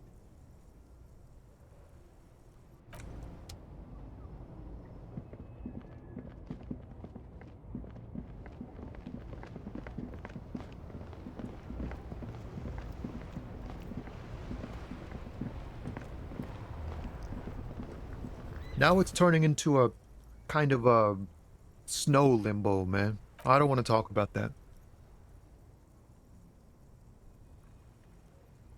Man, I was hoping it isn't going to be her. All I can say is, she isn't around here anymore. She isn't some evil drug trafficker. And I don't know where she is. I didn't, man. I told you I was hoping it's not her. That she wouldn't be mixed up in it. He still is, hoping. It's just wishful thinking on his part, not trickery. It's true, we would have caught a lie, but a kind heart is tricky. Bah, emotional rhetoric. He knew something and he didn't share it with you. That's a fact. Thank God I don't know. People here call her the lady driver. She kept her name a secret. From me too. Now I see why. A friend? An acquaintance. I don't know. She was the only person in this damn jam I could talk to. She's someone I don't want to rat out to the law, okay? A youngish woman. Gruff, but in a cool way. What color hair? Blue and violet. Dyed. It was violet when she got here. Blue before she went. Then she may have dyed it again. Damn, I don't want to... Please just let it go. Whatever she did, it can't be that bad. She's not a bad person, I know that much. We can't just let it go. It's part of a police investigation. That's how it always is with you, isn't it? All part of the investigation. The girl's troubled. If you hunt her down, she may not survive it. I can't have that on my conscience. It won't come to that. We won't pursue her on this. This is information only. I don't believe you.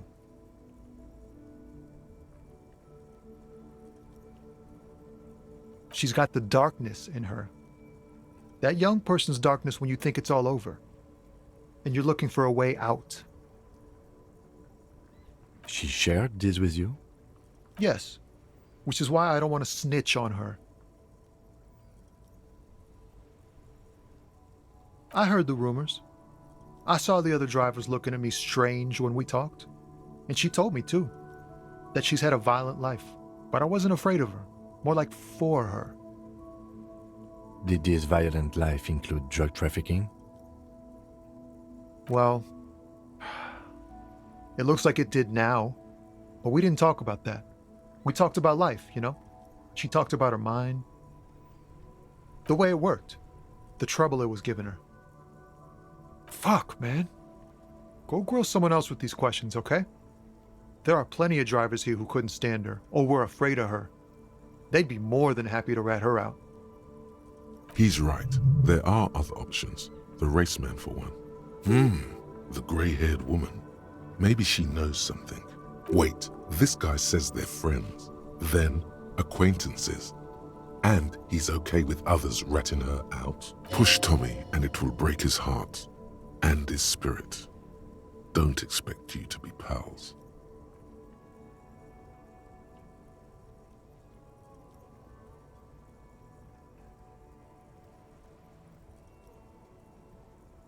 You're not gonna put a bullet in your head if you blow it, are you? Because she's on the edge, man. Imagine it, an explosion of stars. Goodbye world of men, money, and machines. Thank you, friend.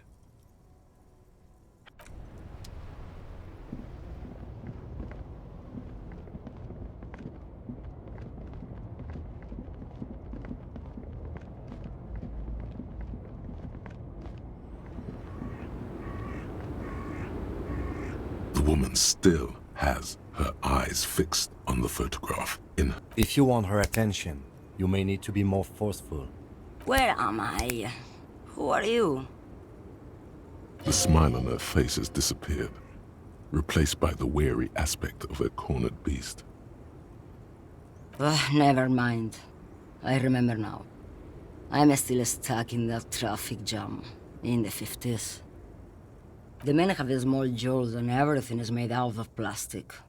Why do you need plastic when you can make the world out of amber? Back in Mecca, during the time of the revolution, the sidewalks and cafes are filled with young people. I was on my way to see a new Boyadero picture starring Gabriel Buenguerro. Until you came along, that is.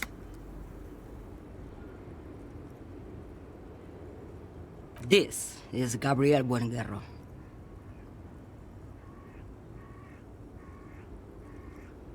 A strikingly handsome man looks straight at you, his head crowned with a wide brim hat.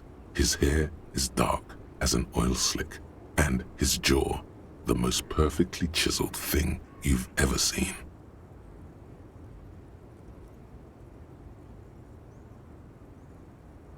This man's got a hold over her, even 50 years later. You can feel it. He was the biggest star of his day. Girls used to faint in the aisles of cinema whenever he came on the screen. And schoolboys used to memorize all of his lines. In all likelihood, it's a world that's only ever existed in her mind.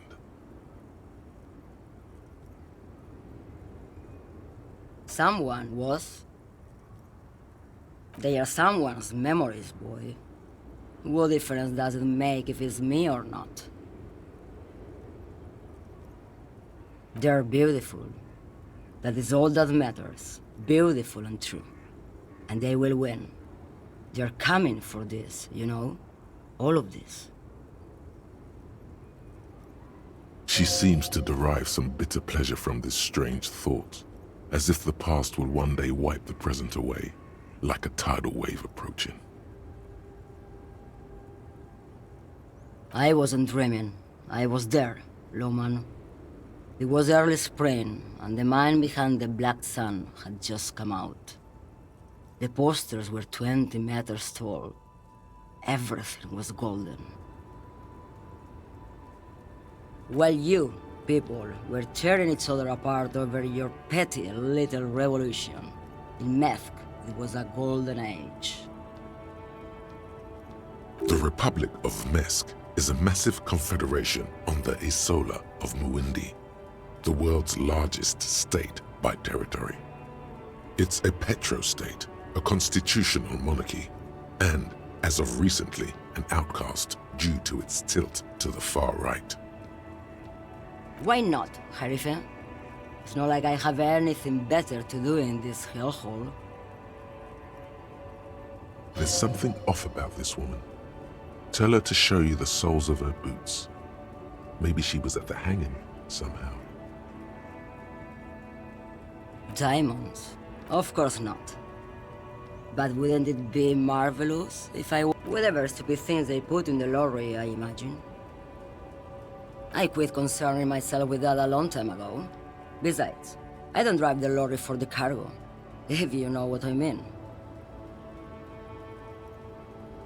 Then it's contraband, Lawman.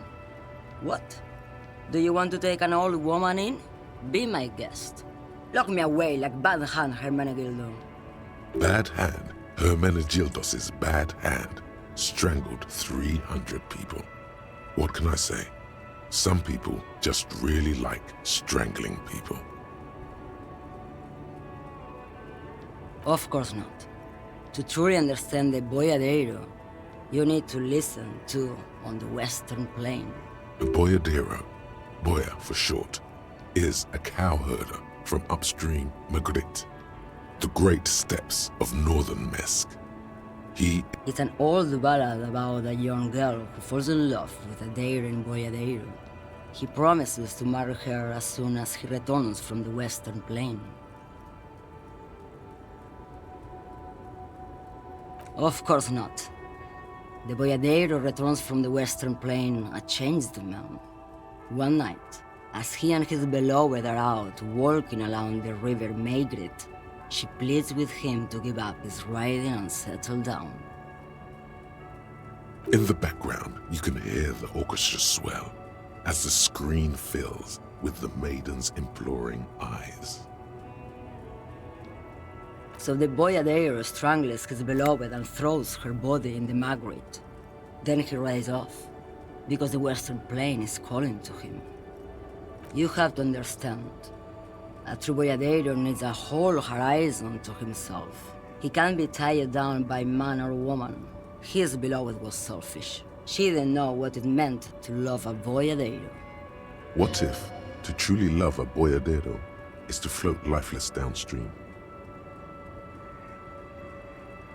Did you just call me a lady, Jerife? She clearly doesn't think she's a lady. Don't repeat it. The woman's malevolent cackling fills the roundabout. I'm a lady like you are, Gabriel Buenguerro. Only in dreams. I'm only terrifying to small children, and to those who used to know me. Yeah, it's not her. Believe me. Because they can no longer recognize the person I once was. How should I know? Do I look like I spend a lot of time with the other communers sniffing around, when I have my movies to go to? Oh, Sim. Something in her is pulling towards some unknown rest state. She twitches, like a sleep kick. She's just a distracted old woman. We should maybe let her get back to her things. So he doesn't think she's the lady driver? You hear that, Lowman? I don't think your partner likes you spending too much time with me. Nothing. I just don't think she's connected to anything. He doesn't want your frail mind caught up in something here. Something unconnected to the case, but connected to this woman tuning out like that. Oh, don't worry about me. I'm one of the best communers around. I drive routes no one else will. Lomonosov's Land, Udajnaya Zemlya, the Western Plain, the Transcatalia Magistral, U41A, Adestradas du Mirador, all the good ones, the deep trenches, where the bluebirds fly. Irmao, I already am dust. Now what do you want with an old woman's boots, Sheriff? Please?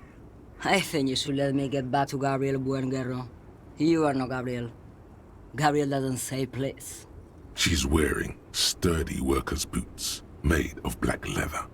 Buckles run across. Just before Gabriel, it was the coronation of Franco Negro. Now, there was a real man. Moreover, the boots were size 37. Tiny. There are too many discrepancies in all this. Another discrepancy, although not boot-related, is the coronation of His Innocence, Franco Negro, which happened 500 years ago. It was. And then it was no more. And I was no longer holding my father's hand. He was no longer descending the stairs in Ryle. The crowd had gone silent.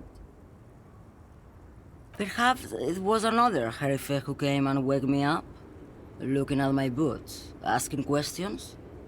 Or perhaps it was one of the others in this carnival. I don't remember. As she says carnival, she gestures to the empty square. with the statue and the machines. I could have told you that from just looking at them. The size is 37. The feet of a little girl, they fit well on the pedals. What do I need drugs for, Lowman? What I see, what I feel, the great adversary, no drugs can compare. Yes, there is a protagonista and an adversario. I am on the side of the adversary. There's no coming back from that hole. Those epithets are familiar somehow. The great adversary, the great unrest. If you don't know, Maybe if she thought you're corrupt.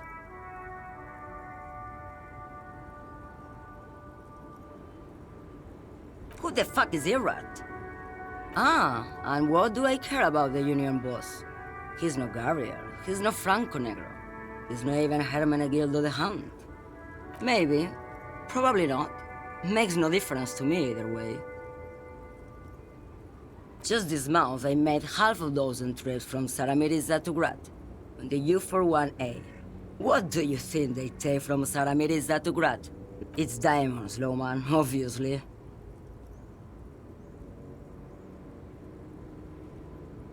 Easy. He's the skinny man who thinks he's a poet. Never trust a poet. Also, he's the only one I can see from here.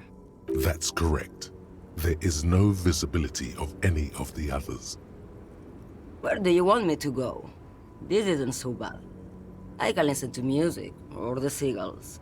Look at all the colors and the features of this world. It's a good palate cleanser, this jamboree. Or I can just relax and let my mind carry me back where it will, to the Great Plains. I think we're done here, no? Yes, go. Enough jamboree. I need to get back to Mesque.